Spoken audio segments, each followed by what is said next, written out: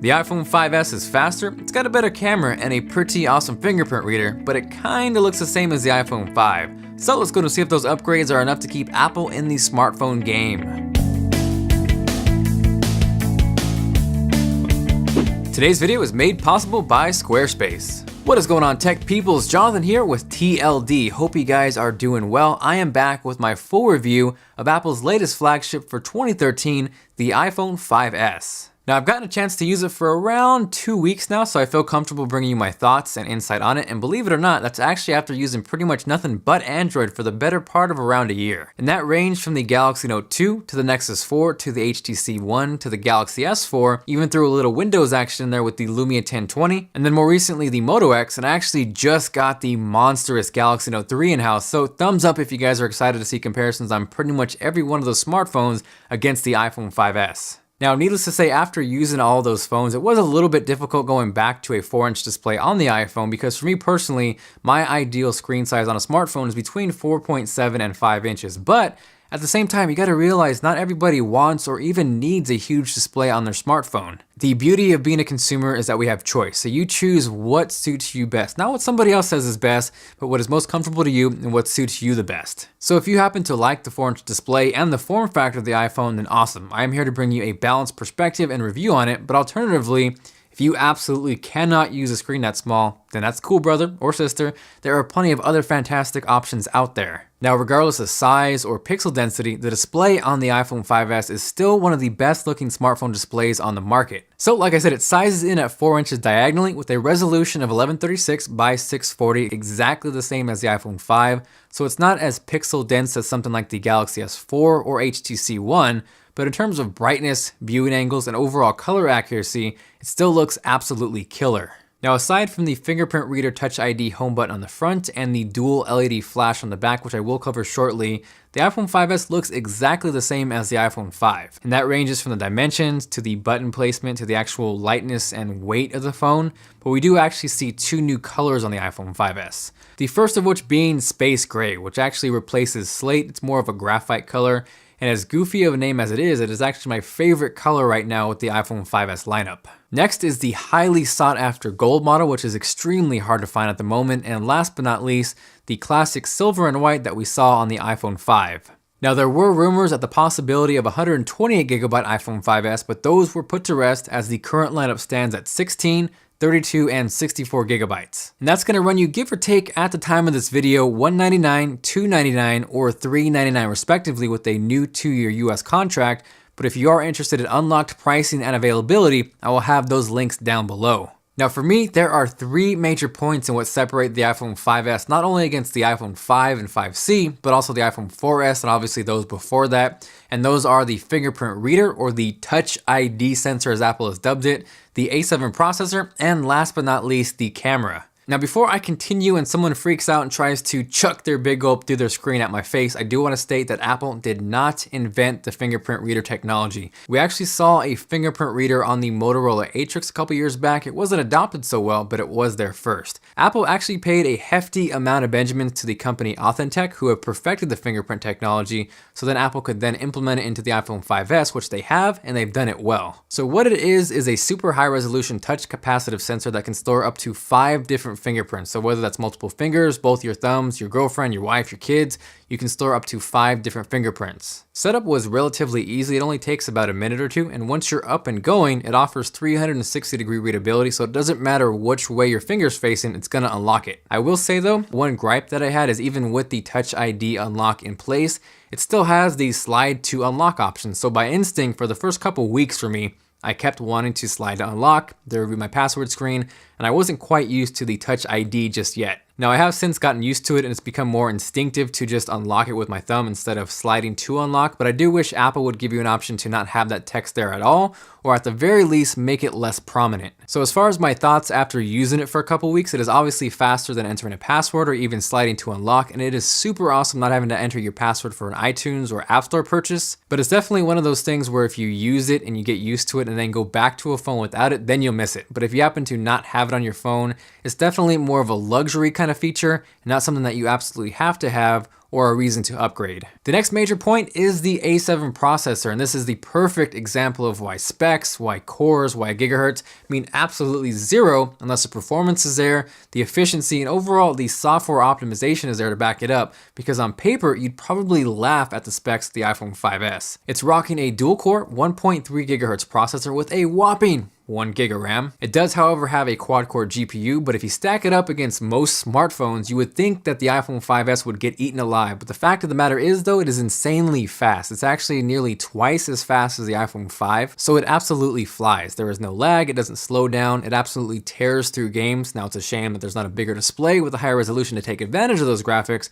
but regardless, it is still a beast of a processor. And on top of that, the A7 processor now features an M7 coprocessor, which acts as its PIC, and virtual high five to anybody who gets that reference. Now, the M7 coprocessor acts as a sidekick to the A7 processor and focuses solely on motion data. I did get a chance to test it out on Pedometer++, which takes advantage of the M7 coprocessor. And what happens is, even if the app is closed and your phone is asleep, when you're walking, it's going to track that motion data and store it onto the M7 processor, not using the power from the A7 chip, effectively saving battery life. And then from there, once you reopen the app, it's going to take all that information stored on the M7 processor, update the app, and as you can see, it works really well. Now, if you were trying to count along, I did take 48 steps and it actually accounted for all 48 steps. Now, you might have noticed I have mentioned zero about the iPhone 5S being 64-bit, and that is because in terms of what it adds as far as performance, that is zip. 64-bit architecture takes advantages of systems with over 4 gigabytes of RAM. Obviously, the iPhone 5S only has one, so it's not going to take advantage of that. So while it does have zero effect on the iPhone 5S, the fact that Apple opened the store, it's awesome for everybody, including Android users. Samsung has already stated that their next flagship phone will be based on 64-bit architecture. The Galaxy Note 3, for example, already has 3 gigabytes of RAM. So you bet your ass when that Galaxy Note 4 might have 4, 5, 6 gigs of RAM.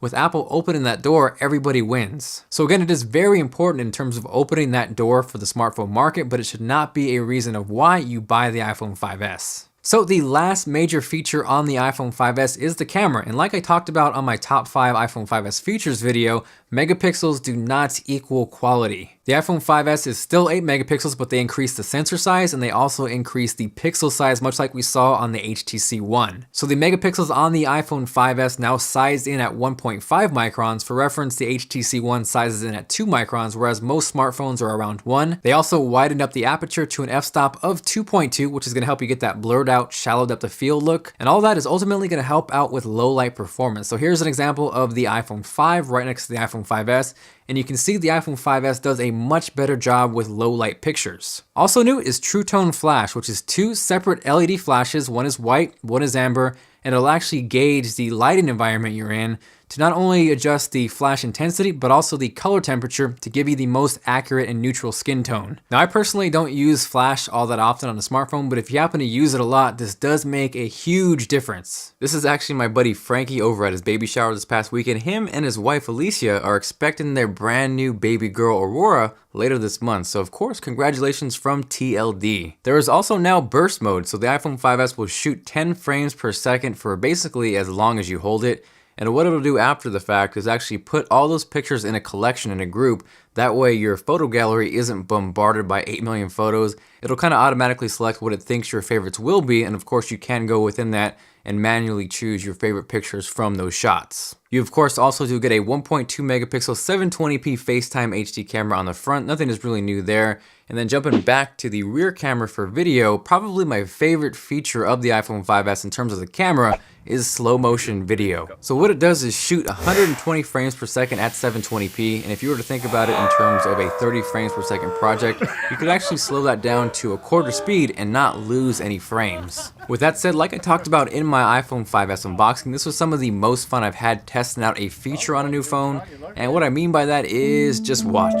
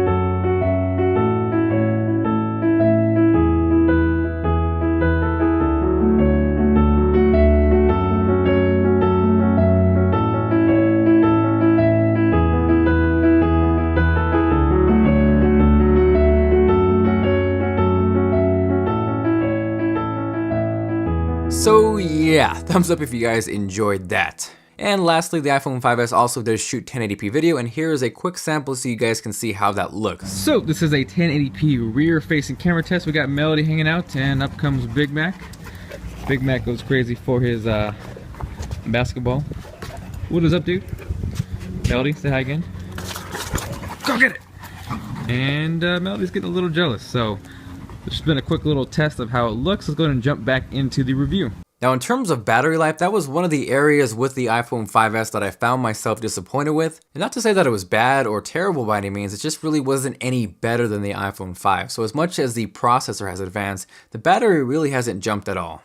Now, of course, the iPhone 5S does ship with iOS 7, which is a complete overhaul of anything we've seen before. And there are a lot of good things that I like about iOS 7, and there are some things that drive me crazy. I really do like the access to quick settings, so you can quickly access and toggle your Wi-Fi, Bluetooth, brightness, you can control your music player. AirDrop actually works really well with other iOS 7 devices in terms of sharing videos or pictures. You also have access to your flashlight, your timer, your calculator, and lastly, the camera. Notifications are much improved. Multitasking is also better, where now you can actually swipe to close apps, but it still drives me crazy that you cannot close all apps at once. You have to individually close them, or you can actually kind of trick it and use multiple fingers to close multiple apps at once, but you still cannot kill everything at once. The overall speed of iOS 7 is awesome, and that combined with the processing power of the iPhone 5S is a killer combination. On the other hand, some of the icons on iOS 7 are absolutely atrocious and they make my heart sad. The Safari icon looks like it got smacked with a fugly stick, and I am not even going to talk about the settings icon. Now, all that aside, the iPhone 5S at the end of the day is still one of the top smartphones on the market. If you don't like iOS 7, then obviously it's not going to be for you. If you don't like a smaller screen, then it's not going to be for you. You're going to want to look elsewhere to Android and obviously a bigger display. Now, if you're coming from an iPhone 5, I wouldn't say that it is a must-have upgrade. Like, I've talked to some of my family who are asking me, is it worth it to go from the 5 to the 5S? And I couldn't comfortably tell them, yes, go sell your iPhone, get the 5S, because to me, there's not really enough there. Yes, it's faster, but unless all you do is game, you're really not going to notice that extra performance. It's not like you're going to make phone calls 10 times faster. Now, on the other hand, if you really use your camera a lot on your phone and you think the flash or the slow motion video might benefit you, then maybe there's a reason there. But overall, I think you really can wait till the next iPhone comes out and kind of save your money for now. Now, lastly, like I talked about, the fingerprint reader is definitely more of a luxury than a necessity, and it's not something, again, that you need to go sell your iPhone 5 just to have. Now, if you're coming from an iPhone 4S or anything earlier than that, and you don't have any interest in Android or Windows Phone, then yes, by all means, upgrade to the iPhone 5S. It will be a huge upgrade for you. So at the end of the day, while the iPhone 5S isn't my perfect phone, there is a lot to like about it. It's insanely fast, it's got an awesome camera, and the fingerprint reader does work really well. Now, before I hop out of here, I want to give a quick shout out to Squarespace for making this video possible. If you guys aren't aware, Squarespace is probably the easiest and simplest way to set up your own website. They have over 20 customizable themes and awesome 24/7 support based out of New York City. Now, when you're building your website, everything is optimized automatically. So whether you're on your laptop, your desktop, your smartphone, or tablet, everything is going to look good. Pricing starts at just $8 a month, plus you get a free domain if you sign up for a year. So if you've been looking to start your own website and you enjoy the content that I put out, you can actually help support the channel by using the offer code TLD9 at checkout, and that'll get you a free trial, no credit card required, and if you like it and you want to keep using it, it'll actually get you 10% off your entire order.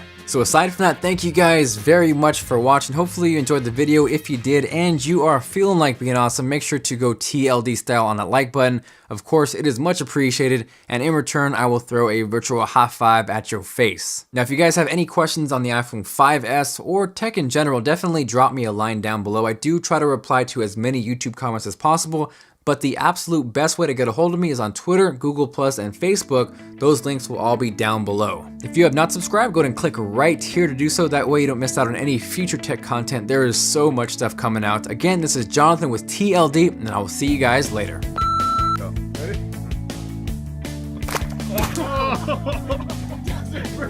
Glad I showed up.